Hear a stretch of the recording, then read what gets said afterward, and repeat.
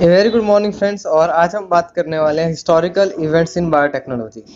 अगर आप DBT, ICMR दे रहे हैं, इसके साथ साथ जेएनयू, या फिर आप जो है जो आपका दिल्ली यूनिवर्सिटी का एग्ज़ाम होता है डीयूईटी, उसके लिए प्रिपेयर कर रहे हैं, तो आपको बहुत सारे क्वेश्चंस जो हैं इस वीडियो में मिलने वाले हैं। एटलीस्ट आप देखेंगे 3 से 4 क्वेश्चन आपको मिल ही जाते हैं इस वीडियो में से, क्योंकि जो हिस्टोरिकल इवेंट्स हैं वो आप चाहे बायोटेक के ले लें या मैं कहूँ माइक्रोबायोलॉजी के भी जो इस वीडियो में इंक्लूड हैं, तो आपको वो हमेशा ही हेल्प करते हैं। तो हम स्टार्ट करते हैं। सबसे पहले जो ये इवेंट्स हैं इसको आप दो तरीके से पढ़ सकते हैं। या तो आप हिस्ट्री से प्रेजेंट की तरफ आ सकते हैं, या फिर आप प्रेजेंट से अगर आप देखें तो आप हिस्ट्री की तरफ जा सकते हैं। तो दोनों ही आपके क्वेश्चंस पूछे जाते हैं। मेनली मैं बताऊं, जो आपके जितना मैंने ऑब्जर्व किया है, 1950 के बाद वाले जो एक्सपेरिमेंट्स हुए हैं या जो भी आपके हिस्टोरिकल इवेंट्स हुए हैं बायोटेक में, उन पे क्वेश्चंस बहुत ज़्यादा रहे हैं। तो इस बात का आपको ध्यान रखना है। जो 1950 या 1960 के बाद में जो इवेंट्स हुए हैं उन पे आपको क्वेश्चन हमेशा मिला है। तो सबसे पहले, और यहाँ पर इस वीडियो में आपको एक फ़ायदा और भी है, क्योंकि यहाँ पर साइंटिस्ट के नाम जो हैं वो भी इंक्लूडेड है, तो उस टाइप के जो क्वेश्चंस आते हैं वो भी आपके कवर अप होते जाएंगे। तो सबसे पहले हम स्टार्टिंग देखें तो पहले तो ये 6000 BC 4000 BC जहाँ पे आपका अल्कोहल को बनाया जाता था यीस्ट में, तो वो सारी चीज़ें आपसे नहीं पूछी जाती हैं। जो आपके एग्जाम पॉइंट ऑफ व्यू से इम्पोर्टेंट है उसी को इंक्लूड कराएं, जो हिस्ट्री में आपके एग्जाम्स में पूछा जा सकता है हिस्ट्री से रिलेटेड। तो 1670-1680 में use of micro organism for copper mining, तो ये आप जो है एक टॉपिक भी पढ़ते हैं। जो माइनिंग में जो आपके माइक्रो ऑर्गेनिज्म यूज होते हैं उनका एक टॉपिक भी पढ़ते हैं। तो इतना पुराना वो कंसेप्ट है 1670 to 1680 में micro organism for copper mining में। 1865 inheritance of genetic character of George Mendel, तो ये आपका जो है मेंडल का कॉन्सेप्ट 1865 में आया था। जो सबसे पहले चीज़ बताई गई थी वो आपके लिए इम्पोर्टेंट है, और जहाँ पर भी आपको फर्स्ट लिखा हुआ मिल जाए आपके डेवलपमेंट में या डिस्क्रिप्शन में, तो वो आपके लिए हमेशा इम्पोर्टेंट रहेगा। 1876 में Louis Pasteur identified the role of micro organism in fermentation, तो ये आपसे पूछे जाने वाले क्वेश्चन है सीधे सीधे। 1897 में extraction of enzyme from yeast by Edward Buchner, तो ये आपसे पूछा जा चुका है क्वेश्चन आपके प्रीवियस ईयर में। अब यहाँ तक था ये बहुत आपका बेसिक सा था कि एंजाइम को आपने एक्सट्रैक्ट कर लिया या माइक्रो ऑर्गेनिज्म का रोल देख लिया। अब यहाँ पर जो है जो आपकी मॉडर्न प्रॉब्लम है, जैसे कोई आपकी जेनेटिकल बेस्ड डिजीज़ है, या फिर आपका सीवेज प्लांट ट्रीटमेंट है, एंटीबायोटिक का प्रोडक्शन है, वो चीज़ें अब यहाँ से स्टार्ट होने वाली हैं। तो इसलिए मैंने आपको स्टार्टिंग से बताया कि यहाँ से क्वेश्चंस आपके बनने ज़्यादा स्टार्ट हो जाते हैं। आपका 1910 में sewage purification by employing micro organism establish, जिसमें आप बायो कैबिनेट वगैरह भी अब वो देखते हैं। सीवेज में आपका primary purification, secondary purification, aerobic bacteria जो आप पढ़ते हैं वो उस समय से वो स्टार्ट हो गया था। आपका 1914 में production of industrial chemical acetone, butanol, glycerol by using bacteria, ये भी आपका एक चैप्टर रहता है इंडस्ट्रियल माइक्रोबायोलॉजी में भी, आप इसे पढ़ते हैं और आप बायोटेक में जो है इसे पढ़ते हैं। 1970 में ये क्वेश्चन आपसे पूछा जा चुका है पहले, बायोटेक्नोलॉजी कॉइन टर्म बाय, इसमें यह नहीं पूछा था कि कब टॉइन की, आपका कॉइन टर्म जो है वो की गई थी, इसमें पूछा था किसने की थी। तो कॉल एर्की ने जो है ये बायोटेक्नोलॉजी की जो टर्म है वो आपकी कॉइन की थी 1917 में। 1928 ये आपसे दोनों तरीके से क्वेश्चन पूछा जा चुका है। ये आपका जो क्वेश्चन है ये जो है आपका आईसीएमआर में भी आ चुका है, और जेएनयू और दिल्ली यूनिवर्सिटी में भी ये रिपीट होते ही रहते हैं क्वेश्चन। ये penicillin discovered by Alexander Fleming, तो ये एक आपका इंपॉर्टेंट पॉइंट है। 1943 में इंडस्ट्रियल प्रोडक्शन ऑफ पेनिसिलिन जो है वो आपकी स्टार्ट हो गई थी। 1944 में identification of DNA as genetic material, और उसी के बाद जो आपका DNA structure by Watson and Crick, ये आपसे पूछा जा चुका है। और ये भी आपसे पूछा जा चुका है कि वाटसन एंड क्रिक ने डीएनए की स्ट्रक्चर कब दी थी। तो 1944 में जब आपका एज एन जेनेटिक मटेरियल हमें पता लगा था कि डीएनए है, तब एवेरी, मैक्लॉयड और मैकार्टी ने दिया था। मैक्लॉयड से आप एक फार्मास्यूटिकल कंपनी भी है बहुत बड़ी, तो उससे भी आप ये नाम जो है याद रख सकते हैं। नेक्स्ट हम देखें 1958 में semi conservative replication bye DNA, ये बताया था मेसेलन एंड स्टेहल ने। तो ये आपसे क्वेश्चन जो है ये पूछे जा चुके हैं कि ये किसने बताया था। और अगर आप डीप में जाते हैं तो आप ये एक्सपेरिमेंट भी पढ़ते हैं, इसकी प्रोसेस भी पढ़ते हैं, लेकिन जो ये पॉइंट्स हैं ये आपको उस कॉन्सेप्ट के टाइम पे आप ये सब नहीं देखते हैं, तो इसलिए इम्पोर्टेंट है। 1961 में ले कैप्रोन आप जो पढ़ते हैं उसमें आपका जैकब और मोनेड ने दिया था, ये आपसे क्वेश्चन पूछा जाता है किसने दिया था। लॉन्चिंग ऑफ जर्नल, इसको आप छोड़ भी सकते हैं कि इतना ये पूछा नहीं जाता कि जर्नल लॉन्च हुआ है, तो कोई आपकी ऐसी कोई साइंटिफिक डिस्कवरी नहीं है। अगर रिपीट करें तो 1670 से 1680 के बीच में आपका कॉपर माइनिंग का, 1865 में आपका गॉर्ज मेंडल ने दिया था, 1876 लुईस पास्चर ने फर्मेंटेशन में माइक्रो ऑर्गेनिज्म का रोल बताया था, 1897 में आपका एंजाइम एक्सट्रैक्ट हुआ था यीस्ट से भाई एडवर्ड बकनर ने किया था। अब 1910 में सीवेज प्यूरिफिकेशन जो आपकी मॉडर्न जो आपकी प्रॉब्लम्स है वो, 1914 में आपका इंडस्ट्रियल केमिकल्स बनने स्टार्ट हो गए थे बैक्टीरिया से, जो माइक्रो ऑर्गेनिज्म जो भी आप कह लें। 1917 में बायोटेक्नोलॉजी जो टर्म है वो दी गई थी कॉल एरके ने। 1928 में पेनिसिलिन आई, उसका फिर प्रोडक्शन स्टार्ट हुआ 1943 में।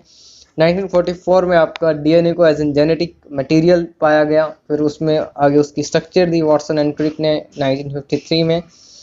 1958 में आपका semi conservative replication of DNA by आपका मेसेलन एंड स्टॉल ने दिया। फिर ले कैप्रोन, जैकब और मोनेड ने, इसको आप छोड़ सकते हैं, मैंने इंक्लूड किया था। पर 1962 में आपको जो है माइक्रोबियल माइनिंग ऑफ यूरेनियम। यहाँ पे मैं आपको एक बात बता दूं, जो ये कॉपर माइनिंग है या फिर यूरेनियम की माइनिंग है, इसका जो है आपको बैक्टीरिया कौन सा यूज होता है, माइक्रो ऑर्गेनिज्म की स्पीसीज कौन सी यूज होती है, ऐसे क्वेश्चन आपको डीबीटी में मिलते हैं, तो आपको कवर कर लेना चाहिए चैप्टर।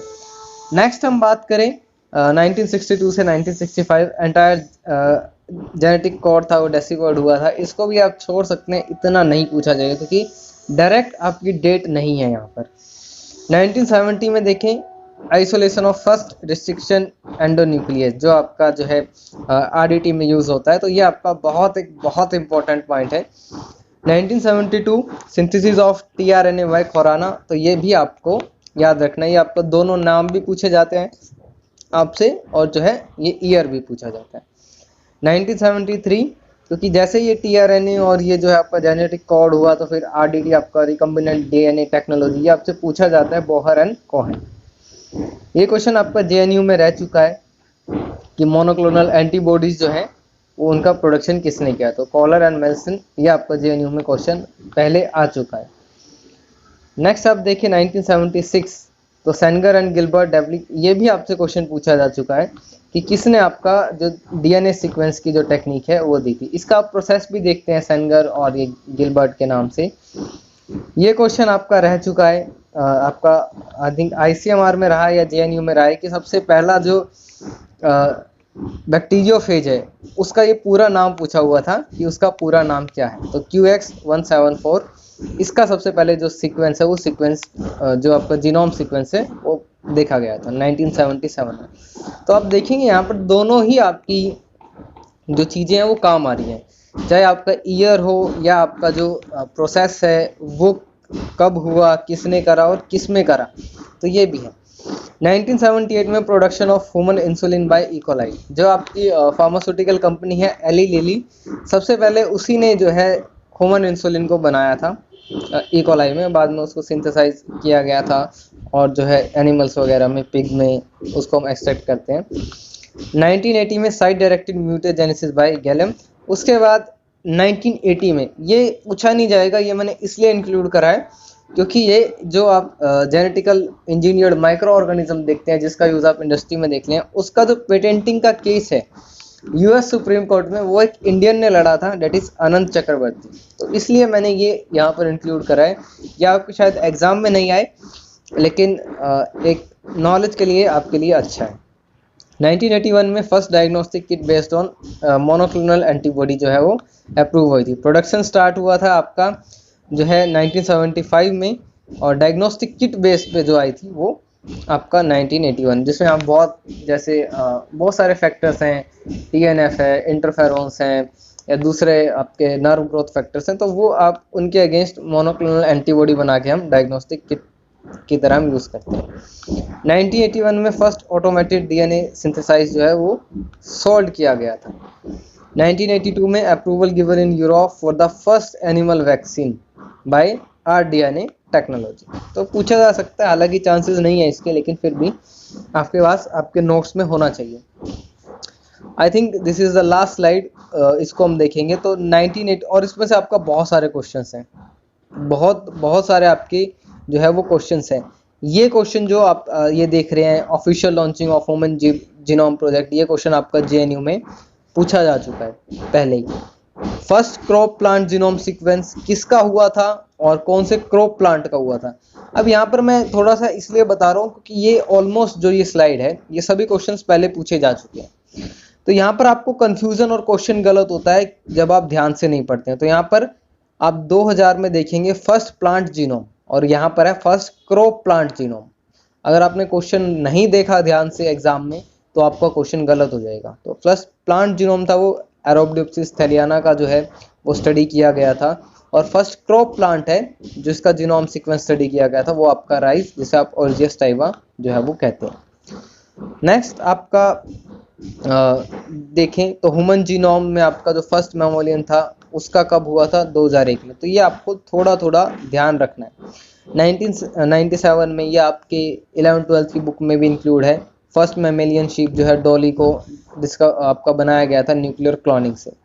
ऐसे ही आपसे ये पूछा जाएगा 1996 में, ये क्वेश्चन भी आपका आ चुका है। फर्स्ट यूकैरियोटिक ऑर्गेनिज्म सैक्रोमाइसिस सर्विसिया, जिसका आपका बहुत यूज़ है आपके ब्रेड प्रोडक्शन में है, या आप दूसरे बेवरेजेस भी देखते हैं उसमें भी है। तो फर्स्ट यूकैरियोटिक जब का ऑर्गेनिज्म है वो सीक्वेंस किया गया था। 1994 से 1995 genetic and physical map of human chromosome, जो आप अब न्यूमेरिकल्स करते हैं आप जो जेनेटिक्स में, वो आपसे पूछा जाता है। 1992 में फर्स्ट क्रोमोसोम जो है वो सीक्वेंस हुआ था। अब आप देखें यहाँ पर सोमैटिक सेल जीन थेरेपी जो आप पढ़ते हैं अभी, वो आपसे पूछा जाता है। ये क्वेश्चन आपका आ चुका है कि कब आपका जेनेटिकल इंजीनियर्ड माउस का जो है वो पेटेंट हुआ था।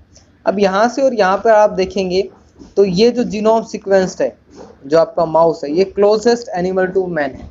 ये जब आप देखेंगे, जब आपको एनिमल स्टडी करनी होती है तो आपके पास जेनेटिकली मॉडिफाइड ऑर्गन होते हैं, तो सबसे क्लोजेस्ट जो है आपका ये है इस टाइम पर। वैसे तो स्टडी के हिसाब से होता है, लेकिन हम जेनेटिकली बात करें तो यही है, और हम अल्टर भी कर सकते हैं, सबसे बड़ी बात ये है। 1988 में आपका डेवलपमेंट ऑफ पीसीआर जो है वो हुआ था। 1987 gene transfer by ballistic transformation, ये आपका एक प्रोसेस होता है जिसमें आपका जीन जो है वो ट्रांसफर की जाती है, चाहे वो जीन थेरेपी हो या फिर आपका आरडीटी हो उसमें। 1983 में use of Ti plasmids to genetically transform plant, तो ये आपका जो है प्लांट बायोटेक्नोलॉजी में जो आपका पार्ट रहता है डीबीटी में, उसमें पूछा जाता है। तो अगर आप यहाँ पे देखें तो बहुत सारे क्वेश्चंस जो हैं आपके ऑलरेडी पूछे जा चुके हैं, और इसी में से आपका ऑलमोस्ट हर बार 2 या 3 क्वेश्चन रहते हैं। स्पेशली अगर मैं बात करूं डीबीटी की और आईसीएमआर की, कई बार गेट में भी पूछ लिया जाता है ऐसा क्वेश्चन। तो आपके लिए ये वीडियो आई थिंक जो है वो बहुत यूजफुल होने वाली है। So I hope you like the video, you can press the subscribe button. Thank you so much and all the